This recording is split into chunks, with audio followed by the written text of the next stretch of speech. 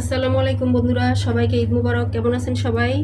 আশা করছি সবাই সুন্দরভাবে এবং আনন্দ ঘন পরিবেশে ঈদটা উদযাপন করছেন। আমি হোসনারা বিউটি, আলহামদুলিল্লাহ আমিও সুন্দরভাবে ঈদ উদযাপন করছি। তো সবাইকে অনেক অনেক আন্তরিক শুভেচ্ছা দিয়ে শুরু করছি আজকে আমার ভিডিওটি। তো মধ্যে অনেক দিনই আপনাদের সাথে অ্যাড ছিলাম না বা আপনাদের সাথে রান্নাটা শেয়ার করা হয়নি। আজকে আমি রান্না করছি গরুর গোশত দিয়ে নারিকেল। আসুন আমরা সবাই মিলে রান্নাটা করি। আপনাদেরকে আরেকটা কথা বলে রাখছি যে আমার আগের চুলাটা চেঞ্জ করতে দেওয়া হয়েছে। আমি সেই পর্যায়ে আজকে একটা অনেক পুরানো চুলায় রান্না করছি। রান্না তো থেমিয়ে রাখা যাবে না, রান্না তো করতেই হবে। তো সেই জন্য আজকে আবার অন্য একটা চুলা জয়েন করে রান্না করছি। বিসমিল্লাহ। আমি দিয়ে দিছি ফ্রোজেন করে রাখা পেঁয়াজ।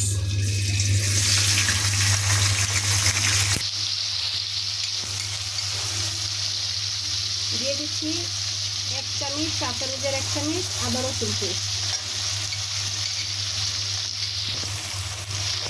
অনেক সময় পেঁয়াজ রসুন কাটতে ইচ্ছে করে না, তো সেই জন্য আমি অনেক সময় পেঁয়াজ আর রসুনটা কেটে ডিপে রেখে দিই যে ইমার্জেন্সির সময় কাজে লাগাই।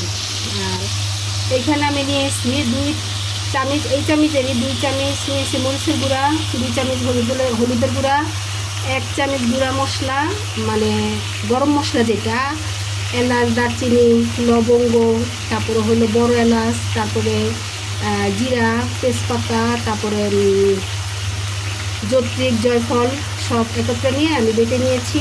আর লবণও অ্যাড করেছি। দিয়ে দিচ্ছি গুলিয়ে রাখা মশলা।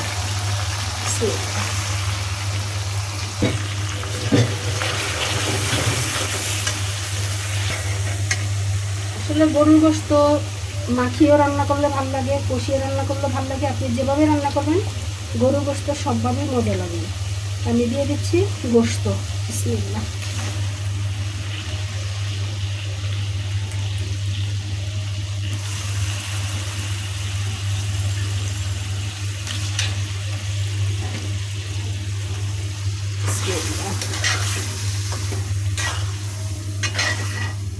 আমি এইভাবে 10-15 মিনিট কষিয়ে নিব। কষানোর পরে আপনাদের সাথে আবার শেয়ার করছি। আলহামদুলিল্লাহ কষানো শেষ। এখন দিয়ে দিব নারিকেল। কোরবানির গোশতের উপর আল্লাহর একটা আলাদা রহমত থাকে। কোরবানির গোশত যেভাবে রান্না করেন না কেন সেভাবেই টেস্টি হয়। আমি এখানে এই কয়টা নারিকেল নিয়েছি। নারিকেলটাকে এভাবে এতটুকু মোটা মোটা করে কেটেছি এবং পিছনের সাইডটা পরিষ্কার করে নিয়েছি। বিসমিল্লাহ।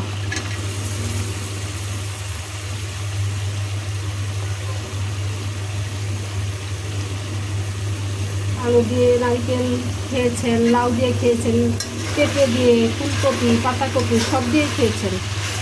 একবার নারিকেল দিয়ে ট্রাই করে দেখবেন কেমন হয়। আমি এভাবে আরও 5 মিনিট কষিয়ে নেব। কষানোর কাজ ডান। এখন দিব পরিমাণ মতো একটু ঝোল।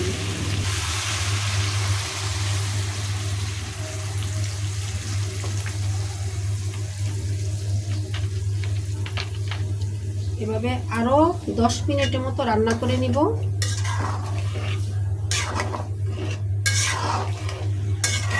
আসছি 10 মিনিট পর। তো যারা যারা ভিডিওটা দেখলেন সবাইকে অনেক ধন্যবাদ। আর এই রান্নাগুলি আসলে উত্তরাঞ্চলে অনেক পরিচিত রান্না। উত্তরাঞ্চলের মানুষজন জানেন যে এই রান্নাগুলি কিভাবে করতে হয়। আর যারা ভিডিও দেখছেন সবাইকে অনেক অনেক ধন্যবাদ। প্রাণের অন্তরস্থল থেকে সবাইকে ধন্যবাদ জানাচ্ছি। আমি দিয়ে দিচ্ছি জিরার গুঁড়া, যেহেতু আমি আগে আরও জিরা বেটে দিয়েছিলাম, তো জিরার গুঁড়াটা দিয়ে দিলাম। আর এভাবে আরও 10 মিনিট রান্না করে নিব। তো সবাইকে অনেক ধন্যবাদ। ভিডিওটা এখানেই শেষ করছি। আল্লাহ হাফেজ।